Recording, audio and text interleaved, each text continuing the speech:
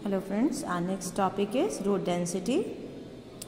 Okay, road density में हम ये जानने का प्रयास करते हैं कि पर 100 स्क्वायर किलोमीटर के एरिया में कितनी सड़क जो है वो तैयार हमें मिलती। Basically it is known as the road density. अगर हम भारत में बात करें तो रोड डेंसिटी जो है हमारे यहाँ यूनिफॉर्म नहीं है due to different kinds of physical features. Jammu and Kashmir में अगर आप देखते हैं तो वहाँ पर रोड डेंसिटी जो है वो 12.14 किलोमीटर की है, जबकि केरला में हम जाएंगे तो 517.77 किलोमीटर है। विद और नेशनल एवरेज की बात करें पूरे देश में तो वो है 142.68 किलोमीटर। रोड ट्रांसपोर्टेशन जो है हमारे इंडिया में, इसे बहुत अलग अलग तरह की प्रॉब्लम्स को फेस करना पड़ता है। कई बार हम देखते हैं कि देश में ट्रैफिक बहुत ज़्यादा नज़र आता है, पैसेंजर्स जो हैं उनकी संख्या भी बहुत ज़्यादा है because the population is growing rapidly. तो उसके कंपैरेटिवली हमारा रोड नेटवर्क जो है इनएडिक्वेट, अपर्याप्त है। About half of the roads जो हैं हमारे देश में आज भी अनमेटल्ड हैं और इस वजह से रेनी सीजन में उनको इस्तेमाल करना बहुत मुश्किल भरा है।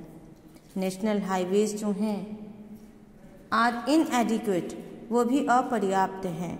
मोरओवर जो रोड्स हैं वो हाईली कंजेस्टेड हैं इन आवर सिटीज़। मोस्टली जो ब्रिजेज हैं वो भी बहुत ज़्यादा ओल्ड और नैरो हो चुके हैं। So here are some shortcomings in this era. Next topic is railway. Railway जो है हमारा प्रिंसिपल मोड ऑफ ट्रांसपोर्टेशन है for freight and passengers in India, सामान को लाने ले जाने के लिए या पैसेंजर्स को। Railways also make it possible for people to conduct multifarious activities like business, sightseeing, pilgrimage, along with transportation of goods over longer distances.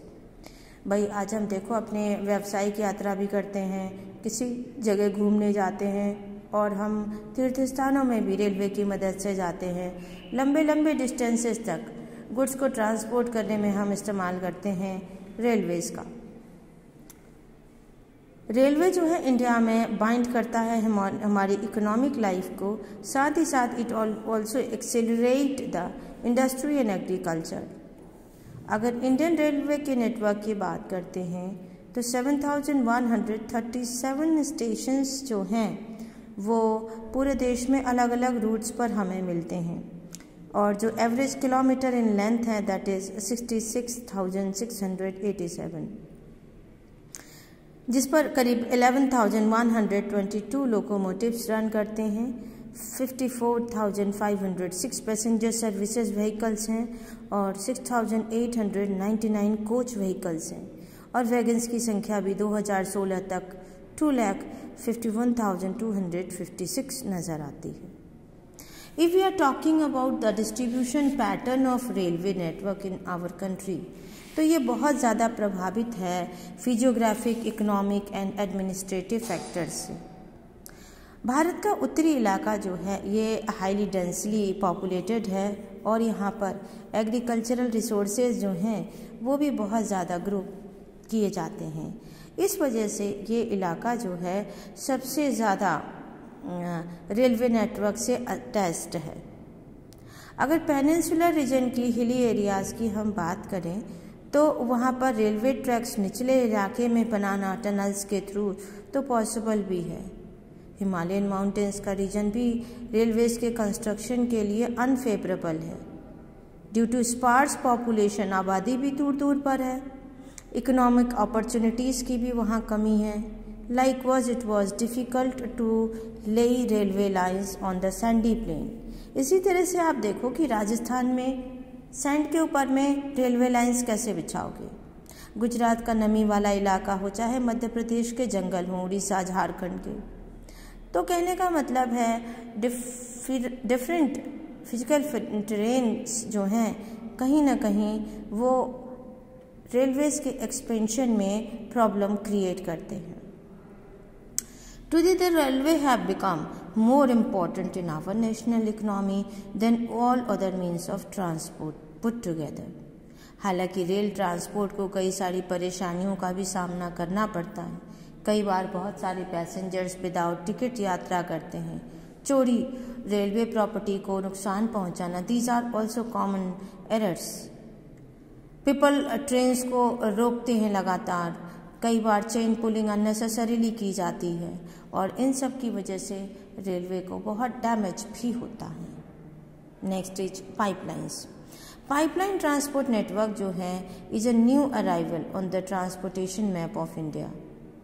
In the past these were used to transport water to cities and industries में इस्तेमाल करते थे। आज हम इन transport pipelines के द्वारा crude oil हो या पेट्रोलियम प्रोडक्ट्स हो या नेचुरल गैस एक जगह से दूसरी जगह ले जाते हैं हम। मोस्टली जो रिफाइनरीज हैं, फर्टिलाइज़र फैक्ट्रीज़ हैं या बिग थर्मल पावर प्लांट्स हैं वो इसका इस्तेमाल करते नज़र आते हैं। कई बार हम लोग सॉलिड प्रोडक्ट को भी स्लरी के रूप में चेंज करके इन इलाकों से ले जाते हैं। द फार इनलैंड लोकेशन, जो दूर दूर इलाके में जो रिफाइनरीज हैं उन तक क्रूड ऑयल को पहुंचाना भी इनका काम है। हालांकि शुरुआत में इनको मेंटेन करना, इनको कंस्ट्रक्ट करना एक्सपेंसिव है, बट धीरे धीरे फिर इसके चार्जेस जो हैं मिनिमल हो जाते हैं। There are 3 important networks of pipelines in your book, it is given there. आप इनको याद कर लेंगे बिकॉज पेपर में यह कई बार क्वेश्चन आया है। First is from oil field in upper Assam to Kanpur via Guwahati Barauni. Second is from Salaya जो कि गुजरात में है से लेकर जालंधर तक पंजाब में। थर्ड गैस पाइपलाइन जो हजीरा गुजरात से लेकर के जगदीशपुर यूपी तक कनेक्ट होती है।